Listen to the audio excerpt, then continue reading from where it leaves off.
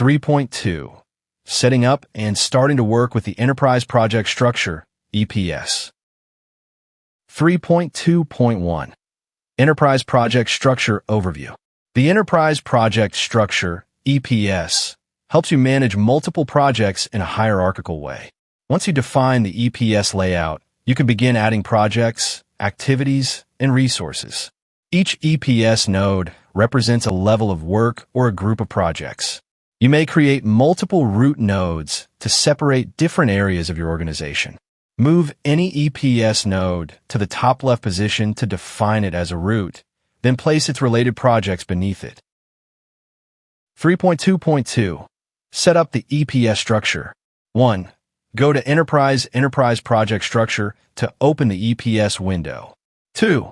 Click Add to create a new EPS node. 3.2.3. Add a project to the EPS hierarchy. Use the date formatting options to control how dates appear throughout Primavera. Adjusting these settings helps you match your organization's preferred date style and gives you consistent viewing across all schedules and reports. 1. Set the order in which dates are displayed, such as day, month, year, or month-day year. Choose the format that aligns with your region or project requirements. 2. Choose whether you want Primavera to show the time along with the date. Enable this option if your project requires tracking times as well as dates. 3.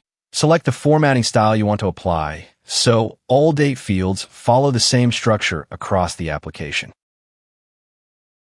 4. After completing the previous steps in the wizard, a new project is created and placed directly under the EPS node you selected. This allows you to immediately see where the project belongs within the hierarchy. 5. You can adjust the project's EPS level if needed and continue through the Create New Project wizard. If you prefer a quick setup using default values, click Finish to add the project without modifying additional settings. 6. Enter the project ID and project name. Then click Next to proceed. These fields uniquely identify your project in the EPS and help you locate or sort later. 7. Select the planned start date and the must finish by date, then click Next. These dates define the high-level boundaries for your project schedule. 8. Select the responsible manager by browsing the list of OBS elements, then click Next. This links the project to the appropriate manager or organizational unit. 9. Choose the default rate type for future resource assignments, then click Next. This determines how cost rates will be applied to work on this project. 10. Click Finish to complete the project creation process. To modify additional project properties that are not part of the wizard, go to Enterprise Projects after the project is created. 3.2.4. Use status for filtering projects in the EPS.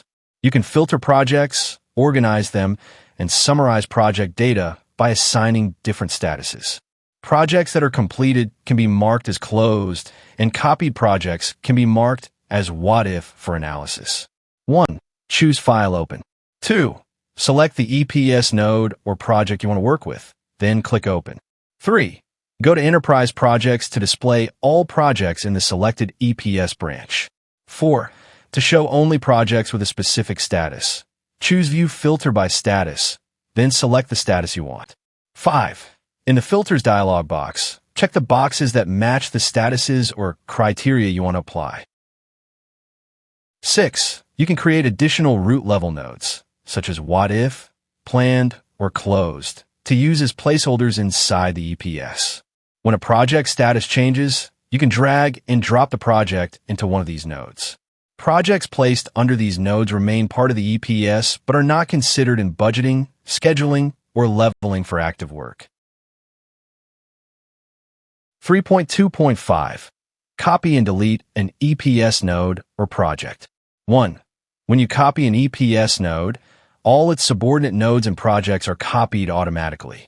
To copy, go to Enterprise Projects, select the EPS node or project, choose Edit Copy, then click the target location and choose Edit Paste.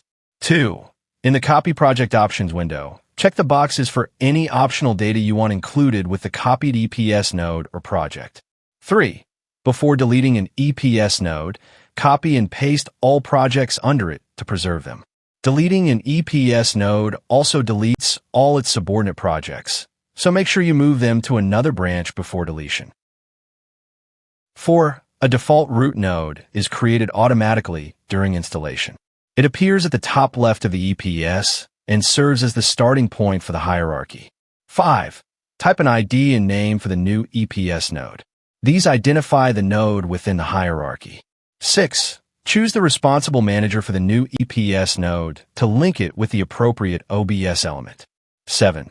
The root node appears at the top of the hierarchy, and all projects listed under it belong to the same structure. You can create multiple root nodes if you want to separate different business units or organizational groups.